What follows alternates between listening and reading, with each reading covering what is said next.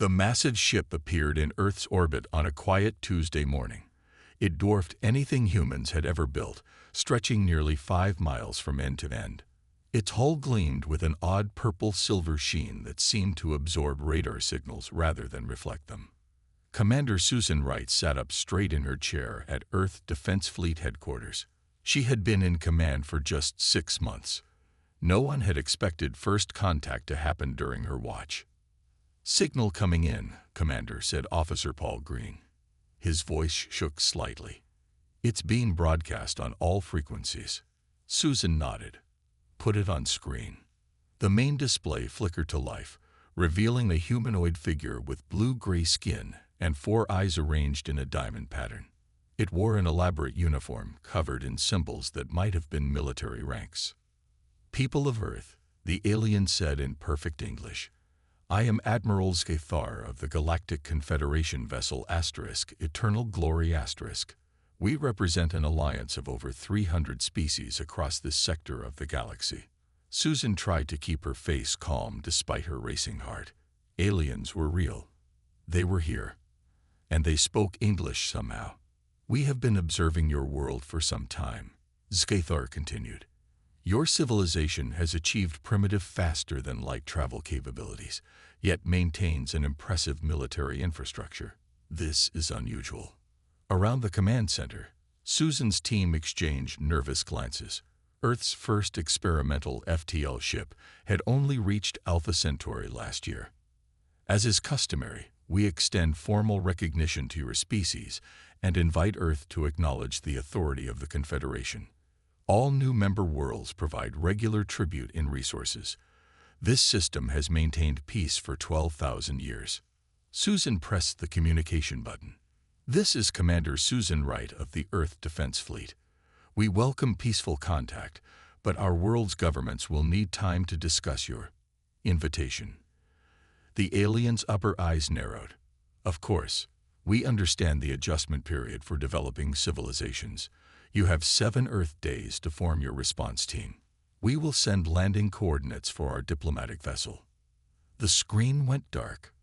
Within hours, every government on Earth was in emergency session. The United Nations Security Council called for a special committee to handle the situation. By evening, they had appointed Dr. Alan Murphy as lead communicator. His background in linguistics and diplomacy made him the obvious choice. "They're not just passing through," Alan explained to the hastily assembled Earth response team in New York. "The scan data shows at least 27 ships holding position behind Jupiter. This is a show of force disguised as a friendly visit." President Laura Bennett of the United States looked grim. "And this tribute they mention." Dr. Garcia from the Science Division pulled up analysis charts. "Based on communications we've intercepted between their ships, they typically take water, rare minerals, and biological samples from new worlds, sometimes in amounts that severely damage the local ecosystems." The room fell silent. "So they're not here to share knowledge or welcome us to the galactic community," Susan said. "They're here to take what they want." Ellen nodded. "The translation of their internal communications uses the word harvest when referring to Earth, not ally or partner." "Can we fight them?" asked General Scott Miller. Susan shook her head. "Their technology is centuries beyond ours. Those ships could probably wipe out our major cities in minutes. Then we negotiate," President Bennett decided. "We buy time. Learn more about them and their weaknesses." The next morning, Dr. Alan Murphy sent a formal message to the Confederation vessel, agreeing to meet with their representatives. As Earth prepared for the first official contact, scientists and military personnel worked around the clock, analyzing every piece of information they could gather about the visitors. No one slept well that night. The stars no longer seemed peaceful. They now held a threat that humanity had never truly prepared for, despite all the science fiction warnings. The Galactic Confederation had arrived, and they weren't asking for friendship. They were demanding tribute. The United Council gathered in the Grand Hall in Geneva 3 days after the aliens arrived. Representatives from every nation sat around the massive circular table, their faces showing a mix of fear and determination. The room buzzed with nervous whispers. Ambassador Peter Collins stood up to speak. His voice was calm despite the situation. "We should approach this peacefully. The Confederation has technology far beyond ours. War would mean our end." General Lisa Martinez slammed her hand on the table. "And giving in means slow death instead of quick. Look at the data we've gathered. Every member world they've taken in has been stripped of resources until it can barely support life." President Bennett nodded. "General Martinez is right. Their definition of tribute would drain Earth dry within a century." On the main screen, images from the Confederation ships showed hundreds of worlds. Many looked barren and depleted. The aliens had shared this information freely, not seeing anything wrong with what they had done. "What about stalling?" asked Dr. Alan Murphy. "We pretend to negotiate while building up our defenses." Susan Wright shook her head. "Their scans can detect any military buildup, and according to the messages we intercepted, they've done this hundreds of times. They know all the tricks." Outside the council building, crowds gathered. The news of the aliens had spread worldwide, causing both panic and wonder. Some people carried signs welcoming the visitors. Others demanded Earth fight back. Police worked to keep the peace as the crowds grew larger each day. Back in the meeting, a message came through from the Confederation ship. Admiral Scathar's face appeared on screen. "Earth representatives," the alien said, "we grow concerned by your delay. All civilizations must understand their place in the galactic order. Those who refused membership in the past were guided toward proper evolution." The translation team had figured out what that meant: forced compliance, usually after demonstration strikes that killed millions. "We need more time," said President Bennett. "Our world has many nations and cultures. We must reach consensus." The Admiral's 4 eyes blinked in sequence. "You have 2 more days. Then we will begin preliminary resource assessment, regardless of your decision." The screen went dark. Captain John Phillips of the U.S. Defiant received new orders. His ship, along with 12 others from various nations, would position themselves between Earth and the alien fleet as a last line of defense. It wasn't much against 27 advanced warships, but it was all they had. "This is suicide," his first officer said as they moved into position behind the moon. "Maybe," John replied, "but we can't just let them take what they want without showing them we can fight." Intelligence reports came in hourly. The Confederation ships had weapons that could melt mountains and shields that could withstand nuclear blasts. Their smallest vessel could probably destroy Earth's entire fleet. In a secure underground room, scientists studied everything they could learn about the aliens. Dr. Olivia Garcia made an important discovery while looking through the Confederation's public database. "They'd never encountered a species like us before," she told the Emergency Council. "Most worlds they find are either far more advanced or much more primitive. Our mix of developing technology and strong military focus confuses them."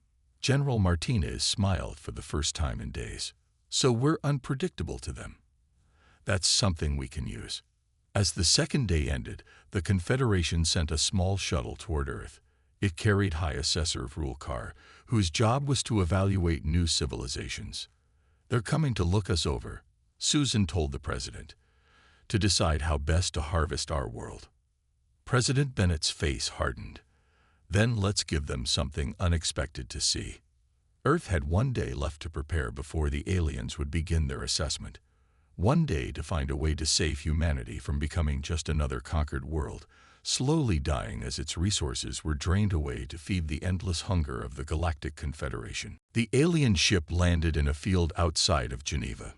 It was smaller than expected, about the size of a passenger jet, but still unlike anything humans had built. It made no sound as it touched down, and the grass beneath it didn't even bend. High Assessor Vrulkar stepped out. He was taller than Admiral Scathar, with skin that shifted colors slightly as he moved. 6 fingers on each hand, eyes that seemed to see everything at once. "Welcome to Earth," said President Bennett, standing with a small group of world leaders. Vrulkar didn't respond to the greeting. He simply activated a device on his wrist. Small drones flew out from his ship, hundreds of them, spreading in all directions. "What are those doing?" asked Dr. Alan Murphy. "Standard survey procedures." Vrulkar finally spoke. His voice was deeper than the Admiral's. "We must catalog your world's resources and military capabilities." General Martinez stepped forward. "We didn't give permission for this." The alien's skin flashed a deep purple. "Permission is not required for assessment. This is Confederation protocol for all new member worlds." The drones were everywhere within hours. They flew over cities, dipped into oceans, and burrowed into the ground. They scanned everything. People tried to shoot some down, but the drones easily avoided the bullets or absorbed the impact without damage. Dr. Olivia Garcia led a team of scientists monitoring the drones' activities. She worked day and night in a lab below the Pentagon, analyzing data and trying to understand what the aliens were looking for. "They're focusing on rare earth elements," she told Susan Wright over a secure line. "Also fresh water, uranium, and biological samples from our forests." Susan frowned. All things that would take centuries to replace if they were removed in large amounts. "Exactly," Olivia continued. "And I've been studying the Confederation's public historical database. They've done this before, many times. They take new worlds, drain what they need, and move on. The member species either die out or become dependent on the Confederation for survival." Meanwhile, Vrulkar met with Earth's United Council. He sat at the table, looking bored as humans asked questions about the Confederation. "How many worlds have joined your alliance?" asked Ambassador Collins. 327 currently active member species," Vrulkar answered. 82 have completed their evolutionary cycle." Dr. Murphy caught the meaning. "Completed their evolutionary cycle?" "Yes. They served their purpose in the Confederation until their resources were no longer required." The alien said this as if discussing the weather, not the extinction of 82 species. The room fell silent. Susan spoke up. "And what happens to worlds that refuse to join?" Vrulkar's skin rippled with yellow patterns. "That has not happened in 7,000 years. The benefits of membership are obvious to all rational beings." Later that day, Olivia made another discovery. She found a pattern in the drone scanning that didn't make sense at first. "They're not just looking for resources," she told the Emergency Council. "They're mapping our minds. The drones release particles that interact with brain waves. They're learning how humans think." General Martinez looked grave. "So they can predict our responses, our strategies." President Bennett turned to Vrulkar, who had joined the meeting. "Is this true? Are you scanning our thoughts?" The alien seemed surprised by the question. "Of course. This is standard procedure. How else would we understand your species' value to the Confederation?" "Our value?" Susan asked. "Yes, some species provide resources. Others provide labor. Some provide genetic material for improvements to other races." Vrulkar checked a device on his wrist. "We have completed our initial assessment. Earth will be classified as a resource world with limited labor potential." "And what does that mean for us?" President Bennett demanded. "It means your tribute quota will begin immediately rather than after the standard adjustment period. The first collection vessels will arrive in 7 days." Vrulkar stood up. "Your developmental anxiety is understandable but unnecessary. All species experience this when joining the Confederation." As the alien left the room, Susan looked at the others. Their faces showed the same realization she felt. This wasn't an alliance. It wasn't even conquest. It was harvesting. And humanity was the crop. After Vrulkar left, President Bennett called an emergency meeting deep below the Pentagon. Only 12 people were allowed in. No phones, no computers, no recording devices of any kind. "We have something to share," she said once the room was secure. "Something that's been kept secret for decades." General Martinez nodded to a man in the corner. He stood up and walked to the front of the room. "I'm Commander Ryan Cooper," he said. I lead Project Safeguard. For 50 years, we've been preparing for this day. Susan Wright looked confused. What do you mean? Humanity has suspected we weren't alone, Ryan explained. Since the 1970s, a secret international program has been developing unconventional defense systems. Not weapons that would impress anyone with our technology level, but weapons designed to exploit specific weaknesses in advanced systems. He showed them images of small, simple-looking devices. These don't look like much, he continued, but they target fundamental principles that all advanced propulsion and shielding systems rely on. Think of it like this. A Stone Age human couldn't hurt a modern tank with a spear, but they could still pour sand in the gas tank. Hope began to show on some faces around the table. Will it be enough? Asked Dr. Murphy. Ryan shook his head. Not to win a direct fight, but maybe enough to surprise them, to buy us time. Meanwhile, in a different part of the building, civilian engineer Nicole Baker made an important discovery. She had been studying the communications between Confederation ships. There's a pattern here, she told Dr. Olivia Garcia. When they talk to us, they sound united. But when they talk to each other, there's tension. Listen to these tone patterns. She played recordings of alien conversations. To most ears, it was just strange sounds. But Nicole had programmed computers to analyze the emotional patterns. These spikes here show fear, and these show resentment, she explained. I think several species in the Confederation aren't happy members. They might be enslaved rather than allies. Olivia's eyes widened. So the unified front they show us is partly fake, Nicole finished.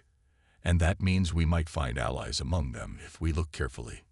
Back in the secure meeting, Ryan Cooper continued his explanation.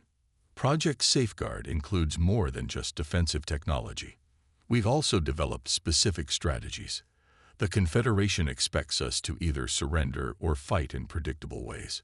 We need to do something they won't expect. Dr. Murphy spoke up.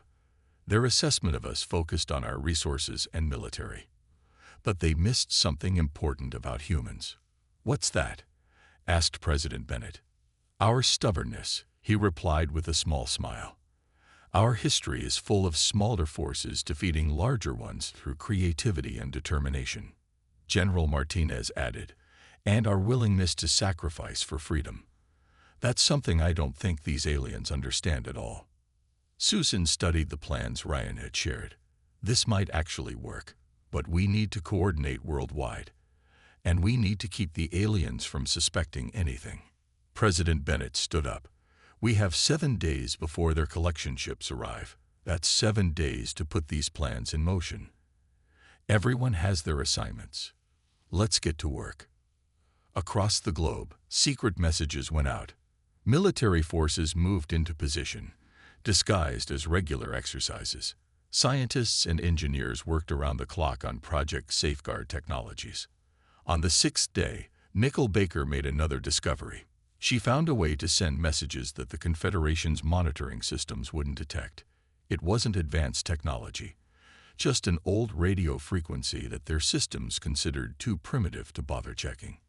We can communicate without them listening in, she told Susan Wright, and maybe even reach some of those unhappy species in their fleet. For the first time since the aliens arrived, Susan felt a spark of real hope. Humanity might be outmatched in technology and numbers, but they had something the Confederation didn't expect. A plan that didn't follow any of the patterns from the aliens' 7,000 years of conquering worlds. On the 7th day, a massive ship appeared in orbit. It dwarfed the first Confederation vessel, stretching nearly 10 miles from end to end. Its shadow fell over cities as it passed overhead. All communication screens on Earth suddenly activated. A new alien appeared. It had 6 eyes and skin that looked like metal. I am Supreme Chancellor Stilak, the alien announced. Your assessment period is complete. Earth will now receive formal tribute terms.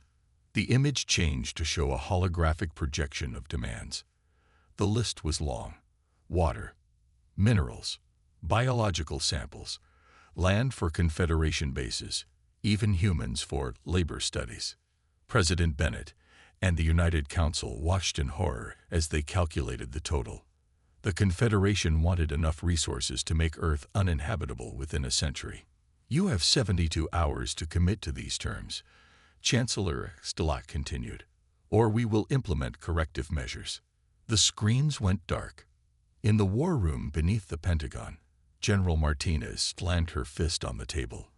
This is worse than we thought. They're not just taking some resources. They want everything.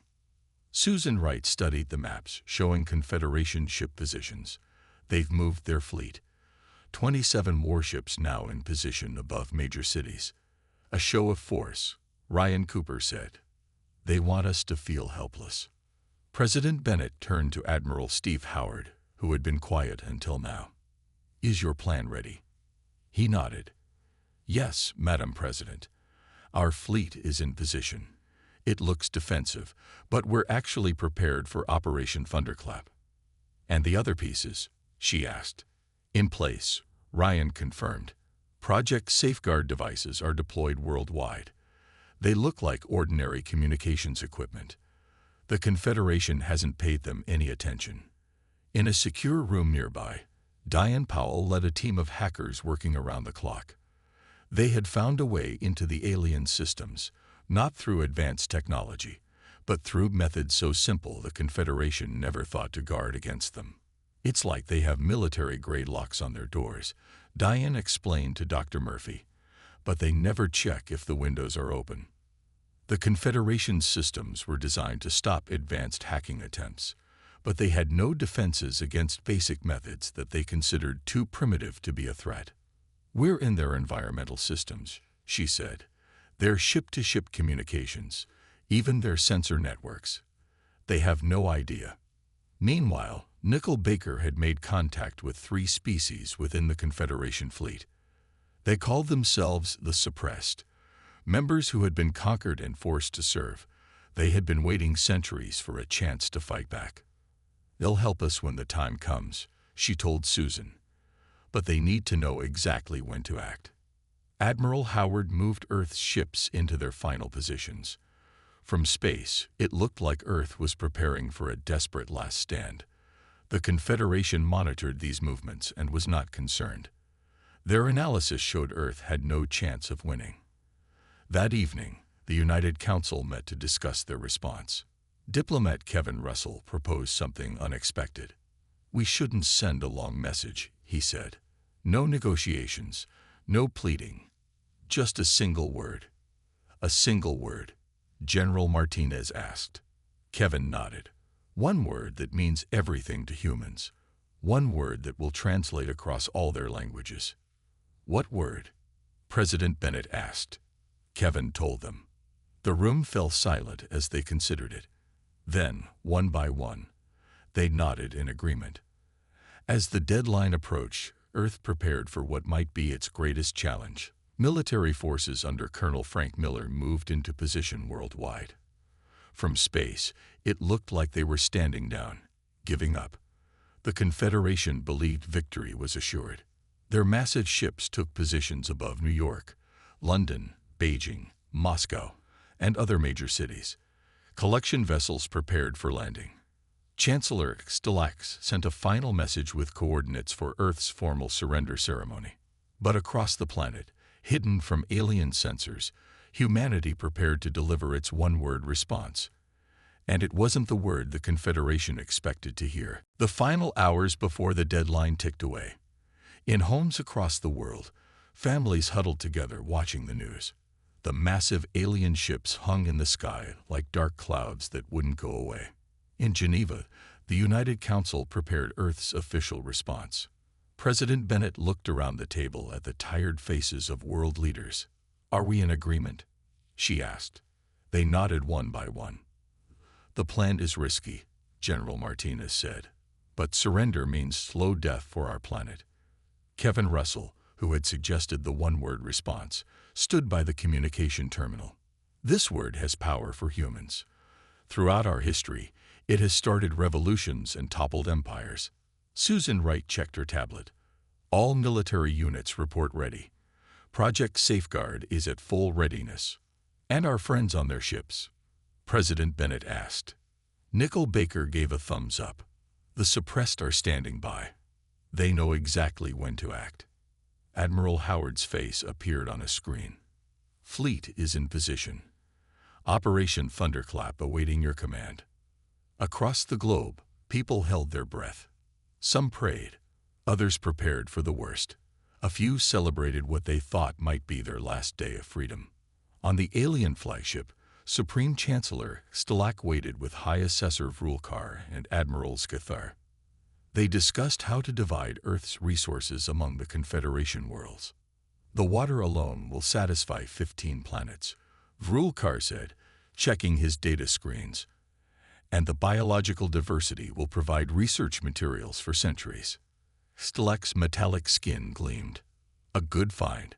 This sector has been disappointing until now. The humans will resist at first, Scathar noted. They always do. But they will accept their place eventually. Or die out.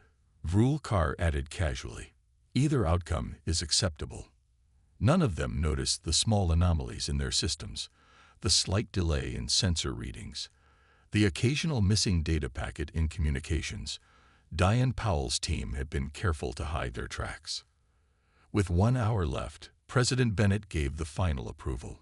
Kevin Russell took a deep breath and transmitted Earth's response to the Confederation's demands. The message was short, just one word. No. On the flagship, Chancellor Stilak stared at the screen in confusion. Is this a technical error? He asked. Where is their formal acceptance? Admiral Scathar checked the systems. The message is complete. They sent only this one word. Impossible, Vrulkar said. No species has ever refused tribute terms. Our analysis showed a 99% probability of compliance. Stilak's anger grew. Contact them again. Demand proper acknowledgement. But Earth sent the same response to every communication attempt. No. The Chancellor's patience ended. Begin corrective measures. Target their largest military bases first. On Earth, Susan Wright watched the alien ships closely. They're charging weapons, she reported. This is it. President Bennett nodded to Ryan Cooper. Activate Project Safeguard. Ryan pressed a series of codes into his terminal. Around the world, thousands of small devices activated simultaneously. They didn't look like weapons, just simple boxes with antennas, but they began emitting precisely calibrated electromagnetic pulses targeting specific frequencies used in Confederation technology. Aboard the alien ships, systems began to fail. Weapons powered down. Shields flickered. Communications became garbled. What is happening? Stilak demanded as warning lights flashed around him. Unknown interference. A technician replied. It's affecting all ships in the fleet. In that moment of confusion, Admiral Howard gave the order. Execute Operation Thunderclap. Earth's seemingly primitive fleet moved into action. Their real purpose wasn't to fight the alien ships. It was to deploy thousands of small drones that attached to the hulls of the Confederation vessels. Each drone emitted the same electromagnetic frequencies, amplifying the effect of Project Safeguard. And aboard 3 key Confederation ships, members of the suppressed received Nickel Baker's signal. The time had come to fight back against their enslavers. The rebellion had begun. Chaos erupted across the Confederation fleet. On the main flagship, Chancellor Stilak shouted orders that no one could follow. Half the systems were down. The other half showed conflicting information. Restore shields, he commanded. Target their defense installations. But nothing happened. The mighty Confederation weapons, capable of melting continents, sat useless. 3 decks below, members of the suppressed moved into action. They had been engineers and maintenance workers, treated as slaves for generations. Now they seized their moment. Led by a tall, blue-skinned alien named Kraz, they took control of key systems. The humans kept their word. Kraz told his fellow rebels, "Now we keep ours." On Earth, people watched in amazement as the alien ships stopped glowing. Some drifted slightly from their positions. None fired weapons. In the Pentagon Command Center, Susan Wright received reports from around the world. Project Safeguard is working. All Confederation vessels show reduced power signatures. And the suppressed? President Bennett asked. Nicole Baker monitored her communications device.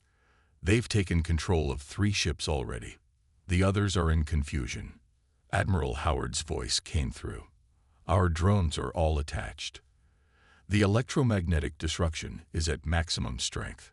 For the first time since the aliens arrived, the room filled with cautious smiles. They never expected this, General Martinez said. Their technology is so advanced that they forgot the basics. Like checking for open windows, Diane Powell added with a grin.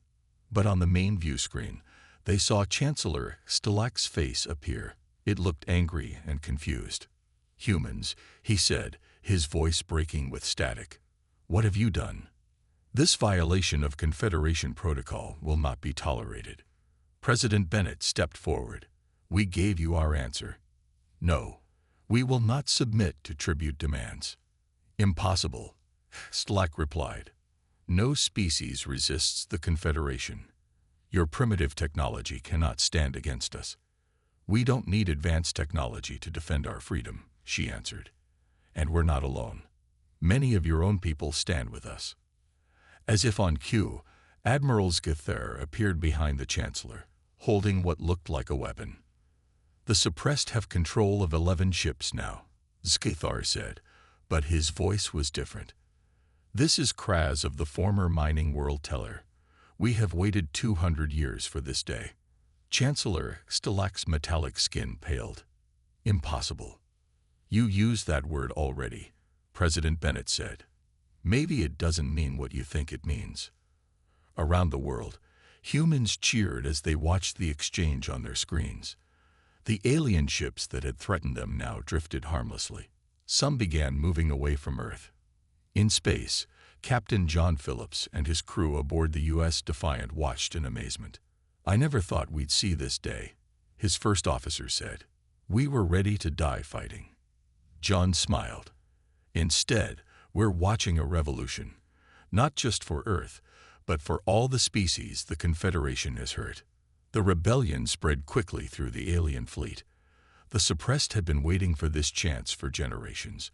With the Confederation leadership in chaos and their technology failing, they moved from ship to ship, freeing their people.